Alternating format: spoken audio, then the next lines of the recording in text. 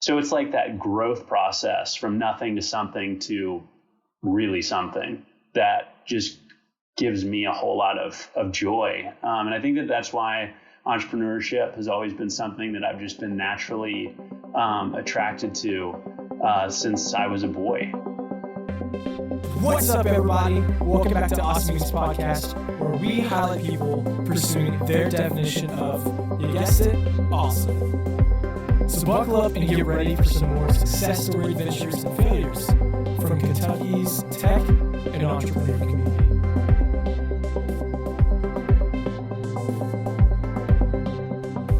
Hey everyone, thanks for tuning back into this episode of Awesome Music Podcast. I am ecstatic because I get to sit down with my good buddy Matt in Louisville, Kentucky. Matt actually joined us about 8 months ago after Fibercross in August of 2020 when we went outside to the Lexington Legends baseball stadium. And that's where our friendship started. So I'm excited to have Matt back on the show. And if you want to go back and listen to his first episode, which I would highly encourage, it was October 13th, I believe, of 2020. So go back to our October. It was episode number 39, I believe. So check that out. He had a great story. So I want to bring him back because we're going to talk about growth today. So Matt, I'm just pumped to see you again, dude. It's good. Good to see you too. It's going to be fun. One of my good friends named Shad here in town, he said this one time, and it's one of those things, whenever someone says it, I feel like I have to say it, but when someone's like, oh, hey, it's good to see you, he always responds, it's good to be seen. It can be taken very non-jokingly, make you sound kind of weird. But yeah, let's go ahead and dive on into this. I'm excited for our time together. Got a couple of good things to talk about and excited for where Stuccco is going. So yeah, I'm excited, just to say the least. So Matt, last time getting you on the podcast was after pitching up Fibercross, and you had some great feedback about, hey, I received some feedback, which I loved. Real entrepreneurs love receiving feedback. And real quickly, a lot of people may not have heard your episode. Hopefully they go back and listen to it, or they might not remember from your pitch live. So for those who aren't familiar with Stuccco, can you give us a quick refresher of what your company is and what problem you are solving? Yeah, absolutely. So Stuccco, which is spelled with 3 C's, which is an important detail, it's a virtual home design platform. So we are really segmented into we have 2 primary offers right now on the platform. One is virtual staging. So it's a virtual staging service. Our customers there are primarily residential real estate agents.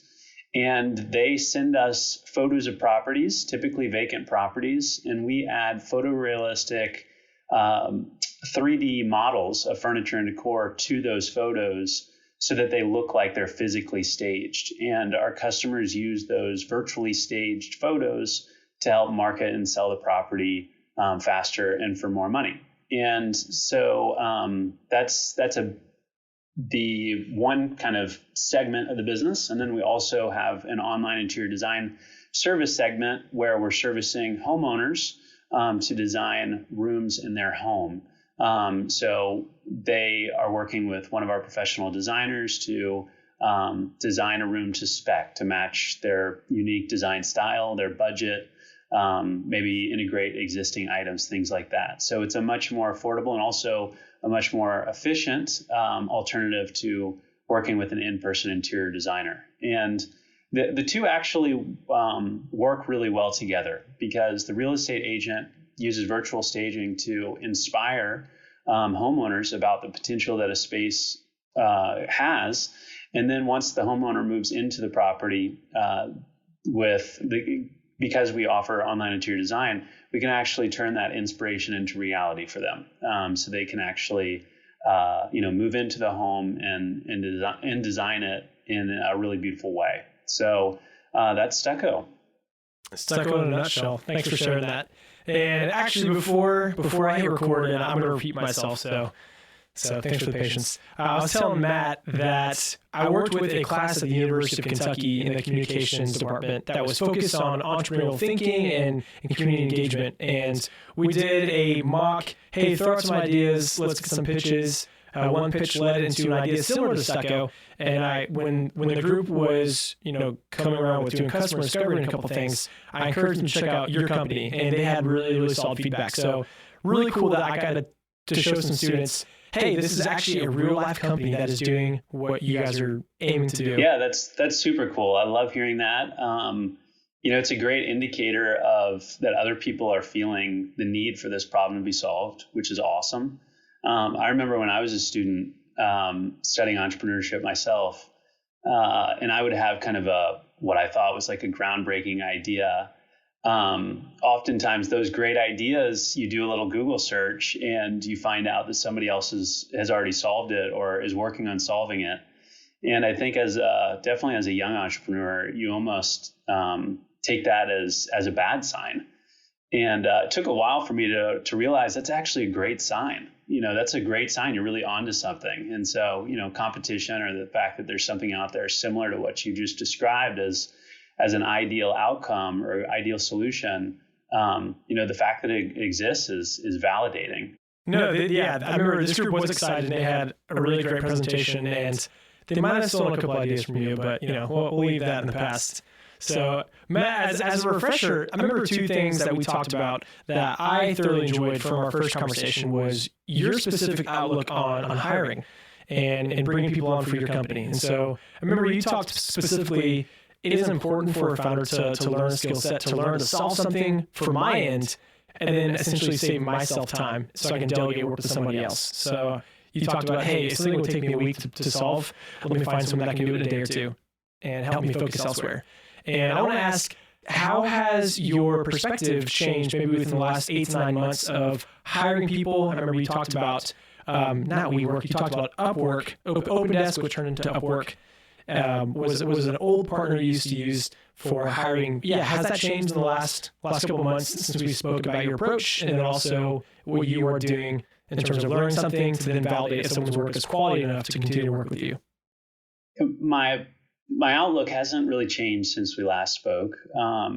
In fact, we've hired a new resource. We hired a content strategist since we last spoke, and we're in the process of hiring a couple other folks right now. And kind of the process that I explained in that episode, which I won't explain here out of respect for saving people from redundancy, but it's very much the same playbook that we're running now or have run with hiring the content strategist. And so I used to spend quite a bit of time creating content for our website or copy for email newsletters, things like that. And I realized that although that was really powerful and valuable use of my time, I felt like I wasn't leveraging my time as much as I possibly could by spending a day writing a really great article. And so once I felt like I understood how to go about doing that, or what I felt like was a quality piece that was resonating with our readers and our customers and generating leads and sales, I felt like I could comfortably find somebody to do that for me, so that I could kind of focus on maybe some higher leveraged tasks. And so I did. I hired a content strategist after I sort of documented what I was doing and what kind of the KPIs I was measuring, doing those tasks myself. And I found that it really helped her get a lot of out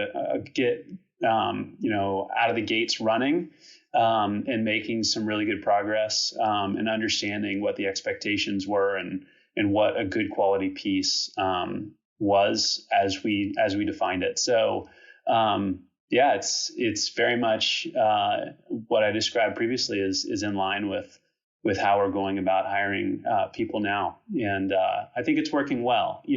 Realistically, as we continue to grow, I won't be able to do every task and then train every new hire. So that'll change. But I do think that when you're in the infancy of a business and every new hire is so crucial, because the organization is still pretty fragile when there are only so many players in the game, that I do think it makes sense for me to do this for now. And I'm sure I'll graduate out of it, or somebody else on the team will take the role of documenting the task and hiring. I mentioned to you previously that the main reason I wanted to bring you back obviously, other than catch up and enjoy a good conversation, because that's something we both enjoy, is because you're now part of the Fellowship at Awesome Inc. And that's always exciting. I mean, we get to work with a lot of amazing people that are solving real problems. And again, I feel like I say this to everybody, maybe too much, but so many people still think Kentucky is bourbon, basketball, barefoot hicks, which we're in the 21st century, so and horses. But actually, Kentucky is really moving forward, and we're really progressing with coming up with a lot of companies, and a lot of tech companies specifically. And that excites me. And so I'm glad that you're part of our program and that you are showing people, hey, this is what Kentucky will become to be known for. So that's exciting. Monologue aside, what growth have you had personally or professionally within the last 9 months, that helped you really become a valid contender for the fellowship? Yeah, I've really enjoyed the fellowship so far, by the way. We're still in the early stages of it, but I can already tell this can be a really great experience. It already has been a great experience. Professionally, leading up to the fellowship program, and we did close a round of financing, which is a huge milestone for us. We did start hiring some resources and are in the process of hiring some additional resources. We've made a lot of headway on product development. So we're in the process of integrating with retail partners right now, so that not only can you have photos virtually staged and be inspired by a virtually staged photo, but you'll be able to shop from those virtually staged photos. So the idea is that Stuccco will inevitably become a platform where not only can you understand the potential that a space has, but you'll actually be able to shop for homes on Stuccco, and you'll be able to shop from homes on Stuccco. So we are really excited about some of the product development we've done since we last spoke as well. Personally, and this is also very much tied in with some of the professional progress that we've made. I have been working with a business coach. I hired a business coach maybe towards the beginning of this year, maybe the latter part of last year, and I have really benefited greatly from that relationship. I think that going into it, the coaching was obviously for business, but business is very personal and it's all connected, especially as a startup entrepreneur. So I almost look at that relationship as helping me grow personally, and as a result of the personal growth, that sort of helps professionally. So we spend a lot of time thinking through my personal vision and how that connects to Stuccco's vision, and kind of the behaviors that I like to see in myself and those that I'd like to see in teammates of Stuccco, and things that I'll tolerate and won't tolerate, and things like that. So it was interesting. I ended up working with this business coach because of my professional aspirations, but I think that relationship and accountability partner has really helped me grow personally as well.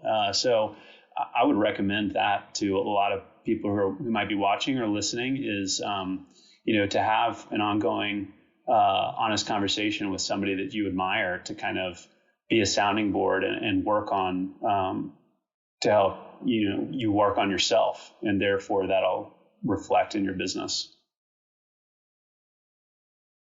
Man, that is so great to hear. And I say that because we actually had a friend of ours in Lexington named John Fox come on our show and pretty much said the same thing.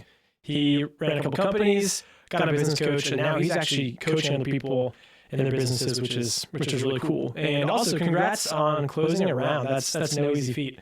So I know that has probably only propelled you further and is getting both you but also your team really excited for the future of Stuccco. So that being said, one of the things, again, I think this is really valuable. What have you found to be the difference in external motivation and internal motivation? Like, you talked about your vision. What's that look like? What's keeping you churning and burning every single day? I kind of was doing some personal exploration about, what is my why?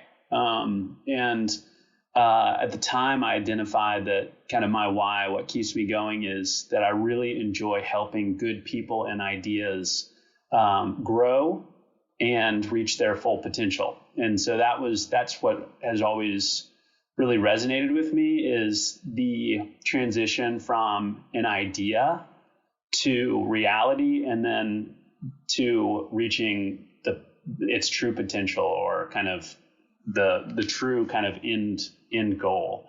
So it's like that growth process from nothing to something to really something that just gives me a whole lot of joy. And I think that's why entrepreneurship has always been something that I've just been naturally attracted to since I was a boy, of, creating something out of nothing, and then also growing that something to really something that, people use and help, them improve their lives or impact their lives in a really great way. And so what was sort of like, this happened a couple of weeks ago, and I was having a conversation with my coach, is we were talking about Stuccco and kind of its vision. And really what I discovered was Stuccco is pretty much is totally in line with my why, which is basically taking a empty or ugly space and having an idea for what it could be, and then bridging that gap to where you can turn that inspiration or that idea into reality in a really easy and affordable way. And so that I hadn't realized that. I don't know why I hadn't made the connection. It seems quite stupid now that I've kind of had that aha moment recently, but I think that's exactly why it's been so easy for me to get up in the morning every single day, even when, I've got a laundry list of to-do items, is that Stuccco is doing every single day. What we're doing for our customers is what resonates with me personally. And so I think that is probably the X factor for why I've been able to bootstrap this thing for over 5 years, until recently, with some of the outside fundraising. But, I do think that is, I didn't really know it at the time that my why was in line with kind of Stuccco's vision and what we do every day. But I don't know if I'm lucky or if it was, subconsciously I was in tune. But I do, maybe encourage other entrepreneurs to think deeply about, their personal why, and to think, does that personal why really connect with what I'm doing on a daily basis with my business? Because I think that if it doesn't, it's going to be tough. It's going to be really tough to get up in the morning and do the things that you don't want to do, because that's just a necessary part of growing a business. You just mentioned having a laundry list of things to do. Do you have any specific routines or habits that you feel like contribute to that success? There are some consistent things that I've done over the years. So every morning I wake up, I try not to use an alarm clock in the morning. I just try to wake up naturally. Sometimes that's impossible to do, especially with, early morning meetings or whatever. But I found that my mornings start much better if my phone's not yelling at me. I wake up, I drink a glass of water. I'm kind of a supplement freak. I take my health supplements, and I drink a green tea.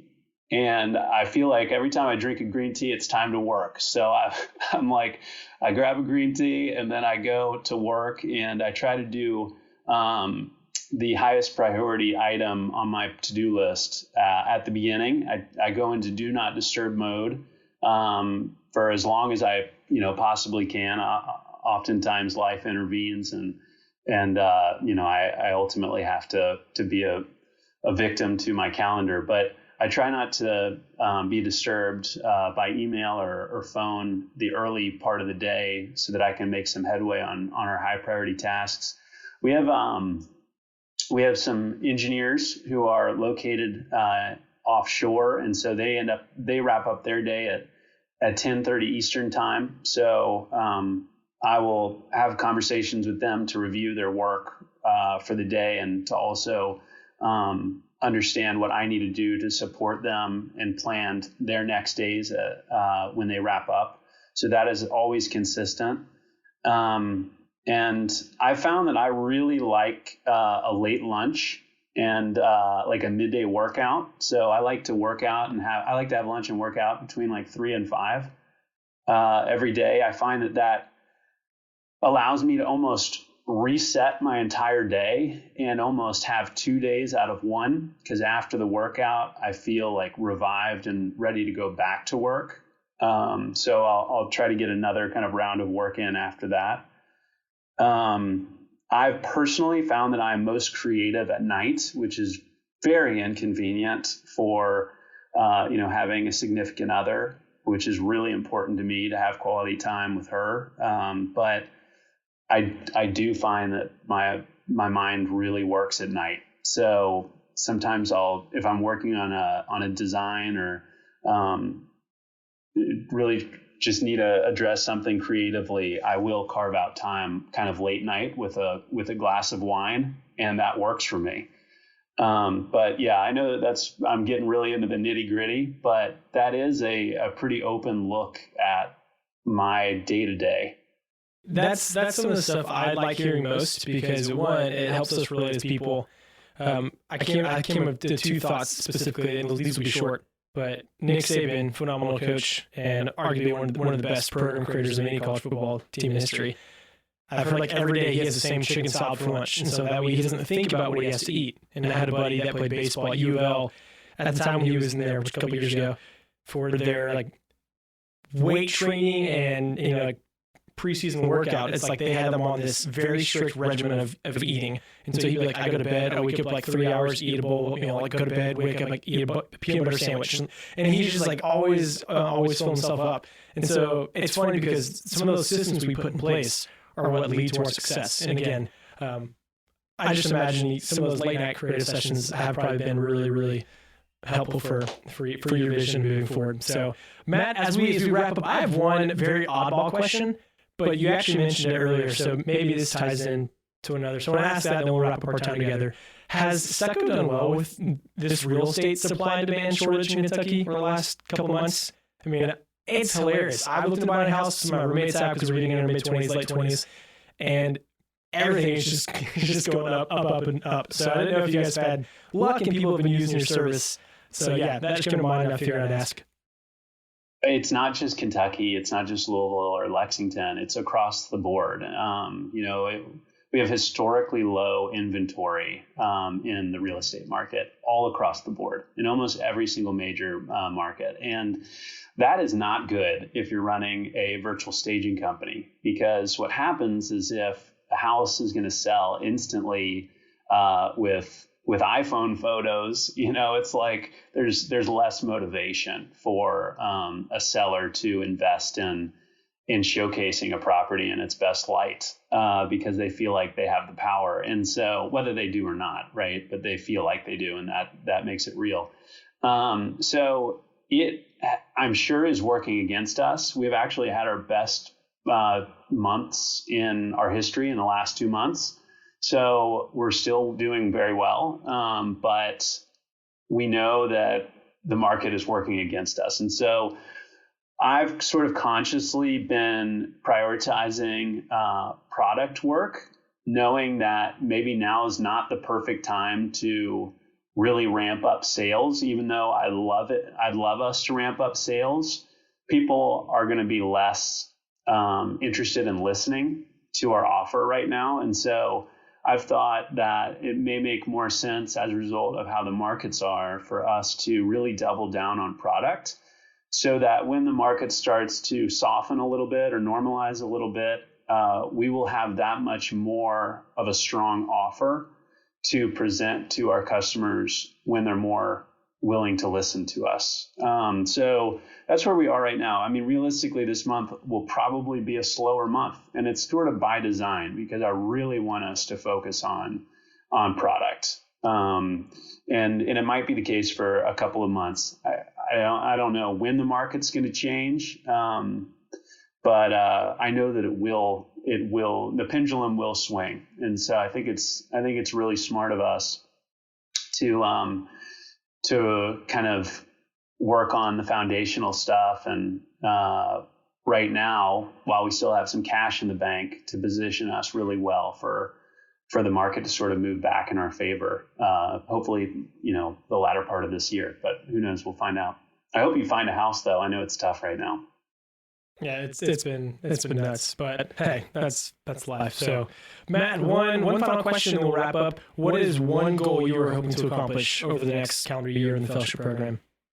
Oh, in the fellowship program, I'd really just like to help my fellow members in the fellowship program. I'd love to connect with them a little on a more deep level. Entrepreneurship can be a lonely thing, so it'd be great if we can learn from each other. That's what I'm looking forward to in the fellowship program. From a Stuccco perspective, in the next year, we're going to integrate with retailers. That's our big thing right now. And the idea of shopping for homes and shopping from homes is really exciting to us. So for anybody listening, I think that's something that they would find interesting is maybe checking out Stuccco the latter part of this year. I think you'll be really excited by what you see. I know that we are excited about what we're building. Matt just said it, and again, as always, we are so appreciative for you guys for listening in, and we would love to hear from you, your thoughts about Matt's company, this episode. So there's a link in the bottom of our episode in the summary to send an audio message in or shoot us an email. We'd love to feature you in the next episode. And Matt, as we wrap up, how can people support your business? If they happen to know a real estate agent, they should ask them to check out Stuccco with 3 C's. And I think they'll like what they're seeing. You know what? Honestly, if somebody's listening, they're probably interested in entrepreneurship. And I would just say that to keep going, that would be cool. I'd love to see more entrepreneurs in the state and more people who are willing to go for it. Stuccco with 3 C's, more Kentucky entrepreneurs. Matt, always a pleasure. Take care, my friend. Sounds good, man. Thank you. Well, that's it, guys. Thank you so much for checking out this episode of Awesome News Podcast. And another quick thank you to Lee Rosevear and a few members from our community who provide the music that you hear in this show. Lastly, give us a follow on Instagram, Facebook, all that jazz. Or, even better, come on down to our space. Come be a part of our community and get plugged in, and let's start something awesome together. You guys rock. We'll see you next time.